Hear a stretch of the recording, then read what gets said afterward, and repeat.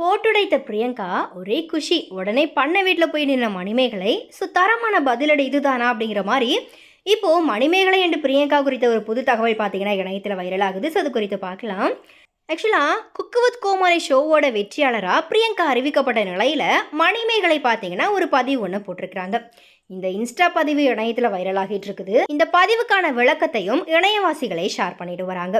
So cook with கோமாளி ஷோவோட வெற்றியாளர்களை நடிகர்கள் அரவிந்த் சாமி, கார்த்தி 2 பேருமே அறிவிச்சிருந்தாங்க. அதன்படி பிரியங்கா ராமர் ஜோடி தான் டைட்டில் வினராக அறிவிக்கப்பட்டிருக்கிறாங்க. பிரியங்காவுக்கு 5 லட்சம் ரூபாய் பரிசு வழங்கப்பட்டிருக்குது.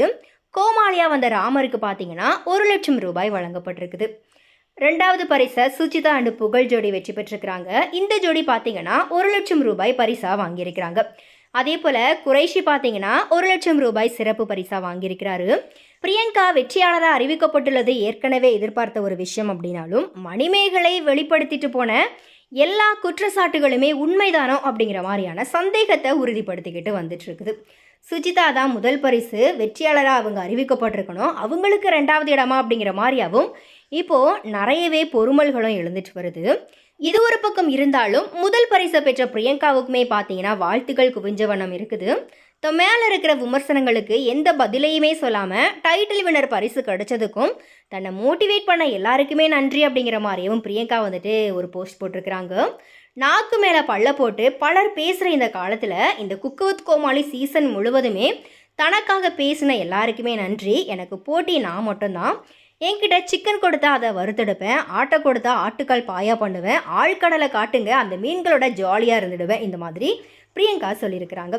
பிரியங்கா இப்படி சொல்கிறது ஒருவேளை மணிமேகலை தானோ அப்படிங்கிற மாதிரியாகவும் பலருமே கேள்விகளை எழுப்பிக்கிட்டு இருக்கிறாங்க. இந்த நிலையில தான் மணிமேகலையும் தன்னுடைய இன்ஸ்டாகிராம் பக்கத்தில் பார்த்தீங்கன்னா ஒரு பதிவு ஒன்று போட்டிருக்கிறாங்க. அதில் தான் கட்டிட்டு வர பண்ணை வீட்டோட ஃபோட்டோவை ஷேர் பண்ணி இந்த இடம் தான் எனக்கு மகிழ்ச்சியும் சந்தோஷமும் தருது அப்படிங்கிற மாதிரியா குறிப்பிட்டிருக்கிறாங்க. மணிமேகலையினுடைய இந்த பதிவுக்கு பின்னணியில் எதனா மறைமுக காரணம் இருக்குதா அப்படிங்கிறது வந்துட்டு தெரியல. அதே போல் பிரியங்கா டைட்டில் வினர் பரிசை பெற்றதுக்கும் எந்த கருத்தையும் மணிமேகலை ஷேர் பண்ணலை. அதே போல் பிரியங்கா டைட்டில் வினராக அறிவிக்கப்பட்டு பரிசு பெற்ற அன்னைக்கு பார்த்தீங்கன்னா மணிமேகலை எந்த கருத்தையும் சொல்லலை.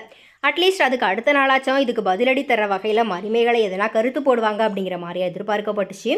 ஆனால் இதுக்கு கொஞ்சமுமே சம்மந்தமே இல்லாமல் தன்னுடைய பண்ணை வீடு ஃபோட்டோ வந்துட்டு மணிமேகலை ஷேர் பண்ணியிருக்கிறாங்க. இதன் மூலயமா பிரியங்காவை பற்றி நான் எதுவுமே பேசாமல் நச்சு பதிலடியை பிரியங்காவுக்கு மணிமேகலை தந்திருக்கிறதா கமெண்ட்டுகள் பார்த்தீங்கன்னா இப்போ பதிவாகிட்டு வருது. ஸோ இந்த பதிவுமே பார்த்தீங்கன்னா இப்போ பயங்கரமாக இணையத்தில் வைரலாகிட்டு வருது.